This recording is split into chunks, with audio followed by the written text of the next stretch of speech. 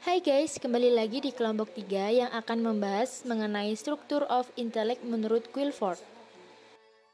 Kami yang beranggotakan Muhammad Raka Naufal dengan NIM akhir 402, Windari Gita Cahyani dengan NIM akhir 406, Selvi Laudiananda dengan NIM akhir 408, Faireza Milovi dengan NIM akhir 417, Aditya dengan NIM akhir 423, dan Saskia Aprilia dengan NIM akhir 439. Saya bacakan materinya, yaitu biografi Guilford. Paul Guilford adalah psikolog khususnya penemu model struktur of intelligence. Guilford lahir pada tahun 1897, merupakan orang asli Nebraska, Amerika Serikat. Beliau sangat tertarik dalam pengujian psikologis. Tokoh yang mempengaruhinya dalam penelitian psikologis di Universitas Nebraska adalah Winifred Hyde. Sedangkan pada tingkat sarjana di Cornell adalah tokoh psikolog Carrie DeLepage dan Kurt Kofka. Joy Paul Guilford dilahirkan pada tanggal 7 Maret 1897 di sebuah peternakan yang dekat dari Marquette, Nebraska. Orang tuanya bernama Edwin Guilford dan Arvilla Monroe Guilford. Pemikiran Guilford yang pertama, model struktur intelektual. Guilford tidak menetapkan faktor tunggal atau hanya beberapa faktor sebagai penentu intelijensi. Ia menetapkan faktor penentu intelijensi sebanyak 120 faktor. Guilford mengadakan analisis faktor dan membentuk sebuah model faktor berbentuk kubus. Model ini disebut sebagai model struktur intelektual. Yang kedua, prinsip-prinsip pengukuran kecerdasan.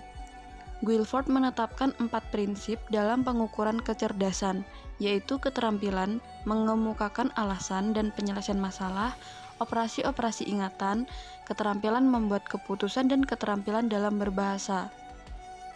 Yang ketiga, divergensi pemikiran. Gagasan umum tentang divergensi pemikiran telah ada di dalam teori-teori yang dikemukakan para tokoh pemikir abad ke-19. Beberapa di antaranya yaitu teori divergensi oleh Alfred Binet dan Theodore Simon pada tahun 1905. Yang keempat, berpikir kreatif. Guilford menetapkan 2 cara berpikir yang menandakan seseorang kreatif, yaitu cara berpikir konvergen dan cara berpikir divergen. Yang kelima, kreativitas. Guilford menetapkan 5 ciri bagi kreativitas, yaitu kelancaran, keluasan, keaslian, penguraian, dan perumusan kembali. Kelancaran diartikan sebagai kemampuan menghasilkan banyak ide.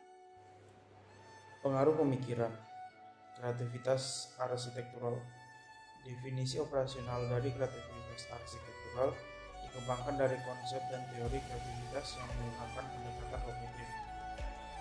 Pendekatan kognitif ini didasari oleh teori divergen yang dikemukakan oleh Guilford pada tahun 1907 dan teori proses asosiasi oleh Sachnov Ahmed-Dick pada tahun 1962.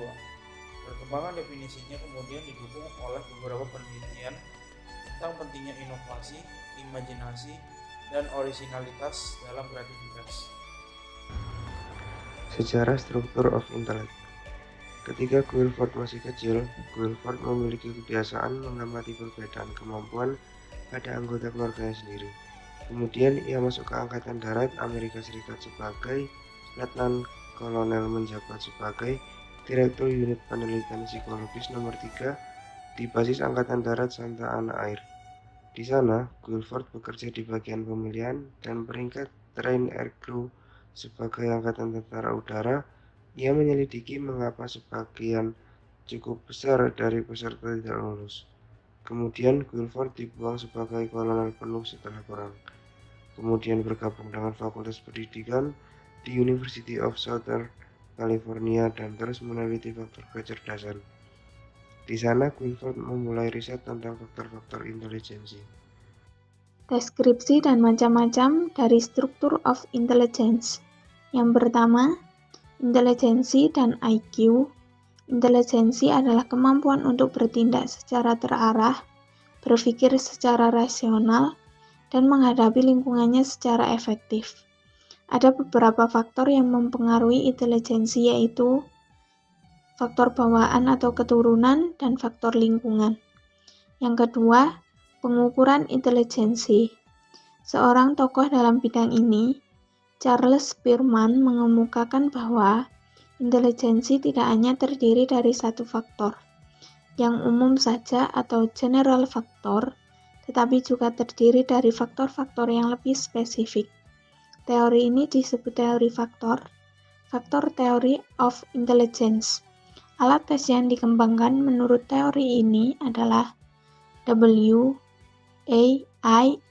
atau Wechsler Adult Intelligence Scale untuk orang dewasa dan WISC atau Wechsler Intelligence Scale of Children untuk anak-anak. Yang ketiga, intelijensi dan bakat. Alat yang digunakan untuk mengungkap kemampuan khusus disebut tes bakat atau aptitude test. Tes bakat yang dirancang untuk mengungkap prestasi belajar pada bidang tertentu yang dinamakan Scholastic Aptitude Test.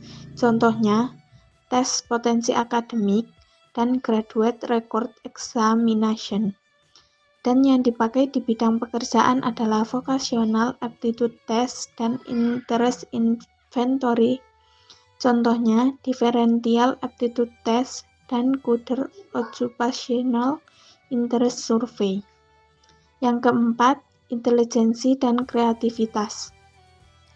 Whitford menjelaskan bahwa kreativitas adalah suatu proses berpikir yang bersifat divergen, yaitu kemampuan untuk memberikan berbagai alternatif jawaban berdasarkan informasi yang diberikan. Sebaliknya, tes intelijensi hanya dirancang untuk mengukur proses berpikir yang bersifat konvergen, yaitu kemampuan untuk memberikan satu jawaban atau kesimpulan yang logis berdasarkan informasi yang diberikan.